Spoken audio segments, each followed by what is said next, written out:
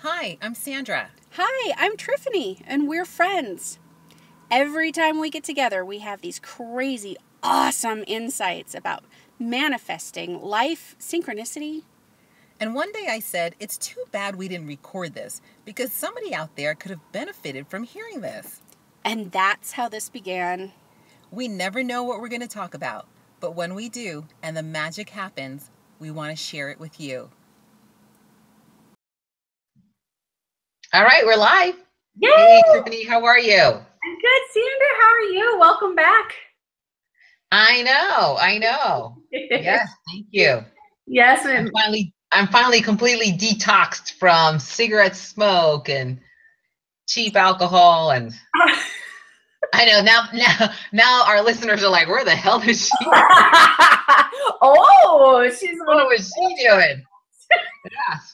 I thought I was doing just a little fun getaway to Vegas. I didn't realize that I was going to be poisoning yourself to death. Vegas. Mind, body, and soul is all up for terrible things. Oh my goodness. Yeah. You're feeling better though? It's a toxic environment, isn't it? It's bad. You're better now though? Much better. Yes. I think, there's a way to do it well. And now I know. Well, you were supposed to go and feel all rejuvenated and stuff. Now hit the ground running with your new business and everything. You were supposed to come back feeling charged up. Do you at least get a little bit of that? Yes. One of those things they don't talk about with women is how much our houses speak to us, right? I mean, it's like everywhere you look, something in our house is talking to us. You got to wash dishes. You need to empty the dishwasher. You need to put a load of laundry in the laundry machine. You need to take that load out of the washing machine into the dryer. Oh, you now need to fold the clothes. The beds need to be made. The towels need to be changed. It's kind of hard to be in your home and not feel like you've got this crazy boss over you constantly saying, what are you doing sitting down? You've got work to do. So just to get out of the house is definitely a break. I'm getting away from the boss. Yes, just a moment to breathe. It's true. Everywhere you turn, this is about to run out. That needs to be replenished. That needs to be replaced. You're absolutely right.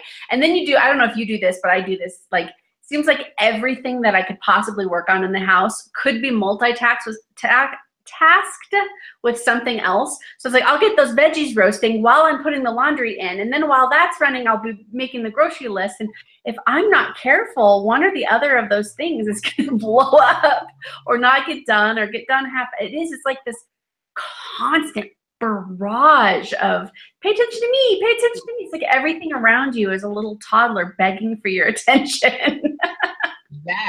Yes. So I know there's some way to explain that to men. I'm like, this is the reason we're exhausted at night. Don't come at us with that look. Give me a 30-minute bubble and then we'll talk. 30 minutes.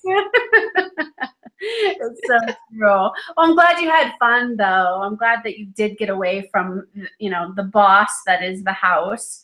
How are you feeling? Yes. Did you have a chance to process any of your new direction with this girlfriend of yours, or what's going on with? I did, because she's actually, my mentor. She's been in the industry actually for about 40 years, and she's getting away from it. And so I got some really good tips from her, which was really awesome. And I'm so excited and cannot wait. I don't know if I told you, I've got 3 events in the fall that I am starting working on. That's fantastic. Of course, because you're meant to do this, right? Yes. That's exciting. Are these events that she had started and then is talk to Sandra? No, these are events that have, come straight to me, and I can't wait to exceed my clients' expectations. So I'm very excited about that. Oh, that's super good. Yeah. kind of thinking outside the box. I think Denver is kind of used to just the traditional types of events. And, you know, growing up in New York City, having moved out here from San Francisco Bay Area, I'm like, no, people, we can make this like fabulous. Yay! Oh, people won't even know what hit them by the time you come in with all your good ideas and your good energy and all of that. That's going to be so good. So what are the events? One is a meditation retreat. Perfect. And so once I get the majority of the details set out, I'm actually going to put it up on my website because it is open to the public. So it'll be, people have to sign up in advance in order to be included. There will be a close-off date because there's only a certain amount of people the event place can hold. So that'll be on my website. So if you're free in that weekend, it's going to be at some point in September. I hope you'll be there. The second one is a professional women's organization. Nice. And so that's going to be coming out. And then the third is a destination in Denver. So kind of taking people away to a tropical vacation without actually having to pay for plane tickets and, go through security and all of that. So nice. That'll be the most fun. Oh, that'll be cool. Unique staycation. So I'm curious, how is this going for you with the transition of, because this, to some people, if they weren't having regular conversations with you, this could seem like a big leap from one vocation to another. How's it going as you start telling clients what you're doing, friends what you're doing, your previous support circle? I think at one point, I don't remember if it was last week or the week before, but we talked about kind of the boxes people want to put us in. Have you had any, how's sort of your coming out going, or are you yet? That's interesting because I didn't even think that other people would perceive it as such a dramatic shift, because I did purposely keep it to myself just because I wanted to do the research. I wanted to make sure that I had the core skills, not just the desire and the joy of doing this. And so I did take my time and being very sure of what I was doing and how to do it well before I told people. And so for the few people who are like, whoa, how did this happen? I'm like, it's actually been happening for quite a while. I just haven't said anything to anybody. But for the most part, the reaction has been, the feedback has been, wow, you're glowing when you talk about this. There's no doubt that, this is something that you're meant to do, because otherwise you just wouldn't light up so much talking about it. So and it's a great feedback for me, because it really makes me go, wow, I thought I was being led to do, and provided an amazing service for thousands of people throughout the couple of decades. But it's interesting to see that, okay, that was one aspect of my life, and that door is closing, and a new aspect is coming in that's different, but more in alignment with the spirit of life. It's hard to say, unless you've been able to find your purpose. It's kind of hard to describe. Like, you found your purpose, right? I mean, you probably get that you feel like life is alive, right? And when you find your purpose, you feel alive. Yes. Not just in the sense that I was able to wake up this morning, but you feel like something inside of you is vibrant and alive. Yes, absolutely. And absolutely lit up. Now, the thing for me, I don't know if this has been true for you. There's so much in what you just said I want to talk about, because one thing you said that I think is really profound is the idea that you knew you were lit up, and you also wanted to make sure that this was going to make sense, that this was going to make sense for you in terms of the way you spent your time and your energy. And I want to talk about that, because a lot of times, if we listen to sort of the cliches of do what you love and you'll never work a day in your life. Yes, I do what I love, and every single day I go to bed feeling that aliveness that you're talking about. Every morning I wake up feeling that aliveness. It's not a drudge to go to work. And that doesn't mean I'm not working hard. Like, there's this marriage of the lit up insideness, that aliveness that you're talking about, with this physical reality that we're in. And I think that is what is, that's incredible. That's an incredible realization when you can have this deep understanding that we are still both. You know, there's people who want to live strictly in this physical realm, just get the bills paid, just take care of your shit, get your day-to-day done, and you're doing okay. And then there's people who want to live strictly in the spiritual and energetic realm and forget that we have this physical existence, that there is still time constraints, that there is still physical constraints. And I love that you talked about being guided and trusting that guidance and putting it together with your logic as well. And I think, God, that's something we could talk about for a whole thing. But to answer your question, yes, I have found my passion. And similarly to you, it is something that I was guided through a multitude of passions to get here. So if I was to say, I found the thing I'm going to do the rest of my life and I'll never work a day in my life, I don't know if that's true. I might be like you in 2 years and go, that was a great ride. And now I feel led to do this. And what's fascinating to me when I start talking with clients and stuff about passion is this idea that we're supposed to just know. And that if we do enough investigation of our past, we're going to find that common thread. And then once we find it, boom, we're off to the races and we never have to look back or marry the physical with the energetic or think about what's next. And that hasn't been my experience. I have been led to one thing and then woken up one day without that aliveness and gone, now what? Just yesterday that I was alive with this passion, and then moved toward this next passion, which was like similar to you. Okay, this is all right. There's something to here. And then you start to put that next layer of, here's the energetic truth. What's the physical truth? How does that feel energetically? Okay, that feels good. What about this one? Nope, that doesn't. And this idea that passion is something that's supposed to just fill us up and move us forward, maybe it happens for some people, but that hasn't been my experience. My passion has been built.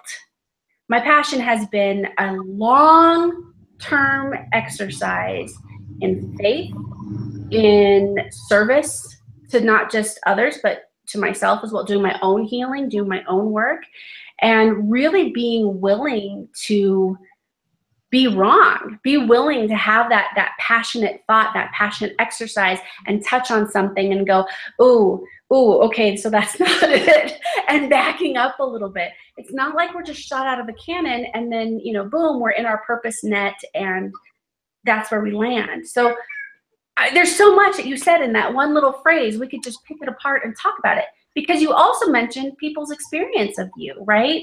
They had an understanding of you in a certain light, and because you weren't processing this stuff out loud, you weren't processing your ideas out loud, this was a shock to them. And then you had people that, yeah, it was a shock to them, but they didn't care because all they could see was that aliveness in you. I mean, any of these things we could talk about for hours, but I find this whole process fascinating, and I'm so grateful that you're living this out loud for people that are at least watching this and participating in your life, because we are all transitioning through something at some point, hopefully with a level of consciousness that's bringing us closer and closer to our purpose.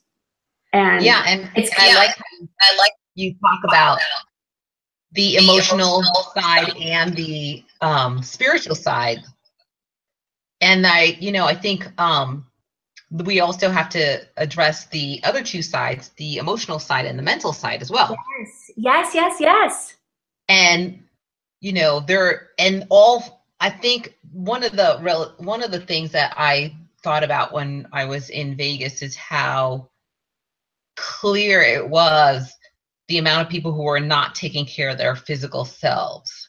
And it made me think about, well, it's really, there's a lot of literature, there's a lot of research on how you can improve your physical self. But what about improving your emotional self? I mean, short of like going to a counselor. improving your emotional self, improving your mental self. And that's probably easier, you learn a new skill. But what about improving your spiritual self, right? So the emotional self and the spiritual self, as you mentioned, sometimes people get into the spiritual world and forget, well, we also live in a physical world. Then there's a reason for that. You can't just ignore it on your path to spirituality and just say, it's all an illusion, so I'm not going to pay any attention to it. Like, well, Yeah. it may be an illusion, but we agreed to be in this illusion for a reason. So you can't completely ignore it. So what do you think are some good ways for, I think finding your passion is one of those ways, because it does feed all four selves, all four parts of yourself. And I think that's what creates the glow that people see in me, that my emotional self is lit up, my mental self is lit up, my spiritual side is lit up, my physical side just feels lighter. But for people who feel like they don't have the time, the energy, the luxury of finding their passion because they have to be at a job and don't have space to keep one foot where they are for security reasons while taking another foot off to reach for something else, then it's important for them to say, okay, where else then, if it's not in my job, my career, my life choice, where do I fill up those buckets? So what ideas do you have for filling up that emotional bucket, that spiritual bucket? Oh my gosh. I think we can use your life experience, even just in the conversation you've had just today, to show a perfect example of that. And I think the best way we can start to do that is identify how we connect with others. So if you look at these friends of yours, and I don't know who they are, I don't know what box they've put themselves in, but for the moment that you could share of yourself, they offered a little piece of themselves too. Now, some of them were able to hear what you had to say, but were disconnected from the emotional reality, the emotional understanding that you were happy, that you were aglow, that you were fed in that way, right? And they just wanted the logistics. And if somebody is that person, a really good opportunity to tap into that would be to watch what's making someone else glow, what's making them tune in emotionally. It's a really great case study for somebody to go, all right, I want some of what you've got, right? And you don't have to quit your job to do that. It's really making a conscious connection to somebody in that moment, because what happened with your other group of friends is they emotionally connected right there. And the moment they went, oh, I'm excited because you're excited, they weren't just filling up your bucket and validating your purpose and giving you a reflection that you needed to know that they see in you what you see in you. They were reflecting for themselves too. They could at that moment engage in something that was vicarious, sure, because it was your glow, it was your happiness that they were tuned into, but they were plugged into it. And I think a lot of times we have these opportunities all the way around us to plug into the emotions that we've forgotten we can have.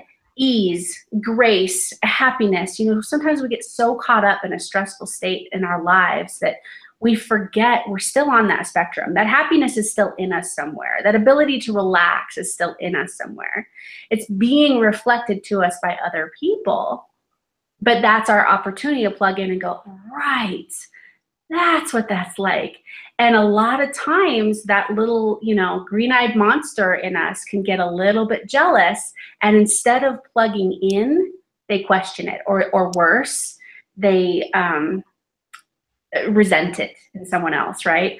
She's just doing that passion thing she's doing. And there's a real opportunity for them to connect to you, but they resent the fact that, and I'm not saying your friends did this, but I've seen people do this. Somebody else comes into a lot of money and they're just mad that it didn't happen to them. Or somebody finds the perfect partner and they're just upset that they can't find love themselves. And I don't want to belittle anybody who's experiencing that. It's just that there's a lost opportunity, because what happens unconsciously is we begin to resent the thing we say we want. If we want, yeah. If we want to refill that emotional bucket, we have all of these places to plug into. And instead, that fear inside of us, or that resentment and envy inside of us goes, blech, yeah, it's not mine, so it doesn't count. It counts. I would say to anybody who's wondering how they can refill themselves emotionally or spiritually is to look for those opportunities to plug in, because we're all connected. Every single one of us is connected. I love being around you and your joy and your enthusiasm, because that helps me feel joyful and enthusiastic, even on the days that, maybe that wasn't really my primary emotion that day. So that's the first thing that pops to my mind. Did you have some thoughts on that? What would you say to people about their emotional, spiritual buckets?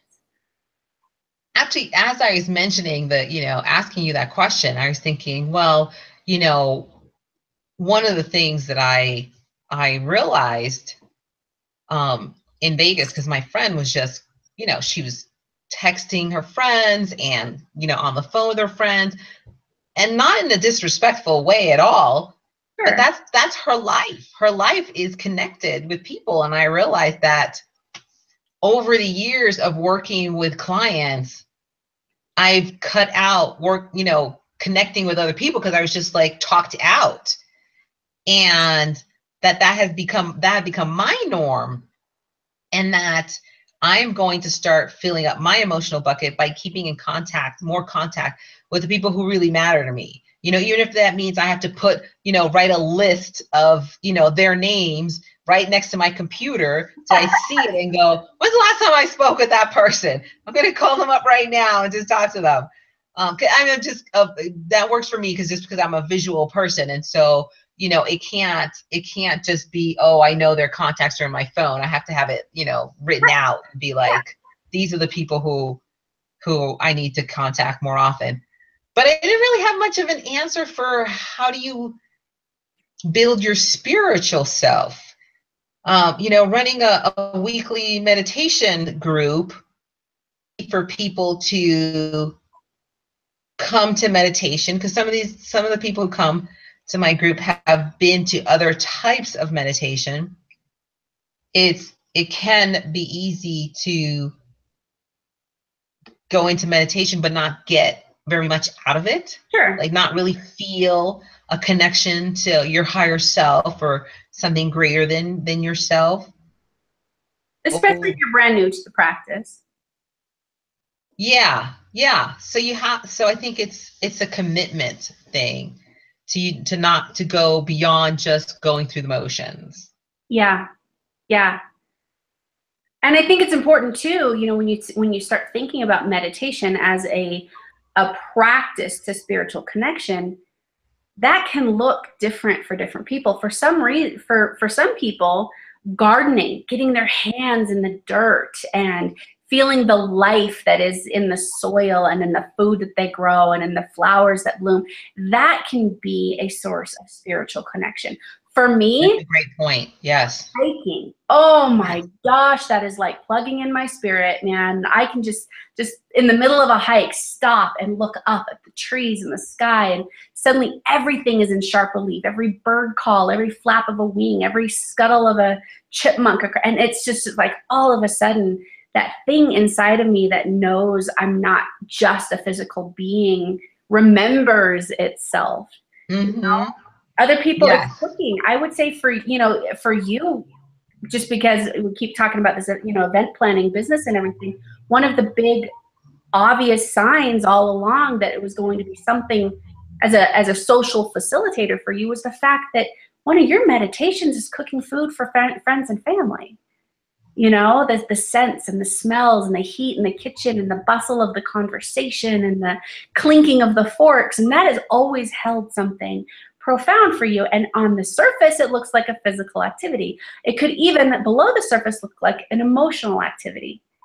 But man, when you're in it, it's a spiritual activity. Yeah. It was, as soon as you had mentioned the gardening, I was like, wait a minute, you're hiking. And I've actually been thinking of trying to figure out how to rearrange my schedule so I can go hiking with you. Good. Next Saturday, we're doing the incline, the Manitou incline, if you want to come try it with us. Like this coming Saturday? Uh-huh. Okay.